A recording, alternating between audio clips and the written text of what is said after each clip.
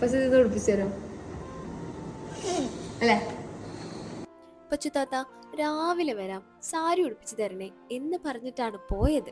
ഈ രാവിലെ എന്ന് പറഞ്ഞത് അതിരാവിലെ 4 മണിയായിരിക്കുമെന്ന് സ്വപ്നത്തിൽ പോലും ഞാൻ വിചാരിച്ചിട്ടില്ല കേട്ടോ. 10 മണിക്ക് സ്കൂളിൽ പോകാൻ എന്തിനാ ഇത്ര രാവിലെ എണീറ്റ് വന്നത് എന്നുള്ള ചോദ്യത്തിന് എനിക്ക് കിട്ടിയ മറുപടി എന്താണെന്നറിയോ? അവർക്ക് 7 മണിക്ക് ഫോട്ടോഷൂട്ട് ഉണ്ട് അത്രേ. ഒരു 90s തള്ളയായ എനിക്ക് ചെറിയൊരു കുശുമ്പോട് കൂടിയല്ലാതെ ഇതൊന്നും നോക്കിക്കാണാൻ പറ്റുന്നില്ലടോ.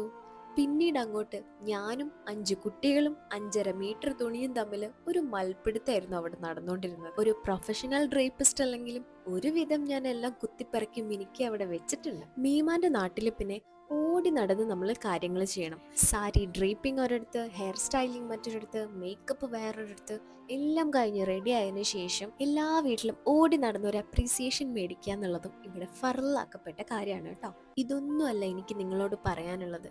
ഞാനും പഠിച്ചിരുന്നു, സ്കൂളിലും കോളേജിലും ഒക്കെ. ഞങ്ങളൊക്കെ പഠിക്കുന്ന സമയത്ത് കഷ്ടപ്പെട്ട് പാതാളത്തിനുള്ളിൽ ജീവിക്കുന്ന ഒരു കുടവയറിനാണ് മാവേലി. എന്നാൽ ഇപ്പോഴത്തെ ജെൻസി പിള്ളേർക്ക് നല്ല 6 പാക്ക് ഒക്കെ വെച്ച് ഹെലികോപ്റ്ററിലൊക്കെ വന്നിറങ്ങുന്ന നല്ല ക്രേസി ചിൽഡ് ബോയ് ആണ് മാവേലി.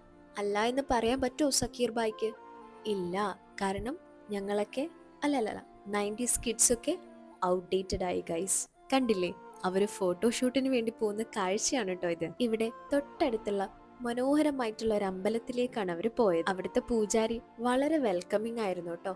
വന്നോളൂ, അകത്ത് കയറിക്കോ, വന്ന് ഫോട്ടോ എടുത്തോ, വേണമെങ്കിൽ ഭഗവാനോടൊന്ന് തൊഴുതോളൂ എന്ന് കൂടി പറഞ്ഞു കേട്ടോ. കുട്ടികൾ പറഞ്ഞു, വേണ്ട, തൊഴാൻ വന്ന ഭക്തരെയൊന്നും ഞങ്ങൾ ബുദ്ധിമുട്ടിക്കുന്നില്ല, ഞങ്ങൾ പുറത്തുനിന്ന് കുറച്ച് ഫോട്ടോ എടുത്തിട്ട് പൊയ്ക്കോളാം എന്ന് പറഞ്ഞു. ഫോട്ടോ എടുത്ത് തിരിച്ചു വന്നപ്പോൾ കുട്ടികളൊക്കെ ഭയങ്കര ആശ്ചര്യത്തിലായിരുന്നു കേട്ടോ. അവിടുത്തെ പൂജാരി ഞങ്ങളെ അകത്തേക്ക് ക്ഷണിച്ചു, എല്ലാം കാണിച്ചു തന്നു. അങ്ങനെ ഒരുപാട് വിശേഷങ്ങൾ അവർക്ക് പറയാനുണ്ടായിരുന്നു. ആ ഒരു ഫോട്ടോഷൂട്ടിൽ അവർക്ക് വിചാരിക്കാത്തൊരു എക്സ്പീരിയൻസ് കൂടിയാണ് കേട്ടോ അവർക്ക് കിട്ടിയത്. ഫോട്ടോഷൂട്ടും കഴിഞ്ഞ് വീട്ടിലെത്തി റീൽസിന് വേണ്ടിയിട്ടുള്ള ഒരു കിഡലൻ ഡാൻസും കഴിഞ്ഞിട്ടാണ് കുട്ടികളൊക്കെ സ്കൂളിലേക്ക് പോയത്.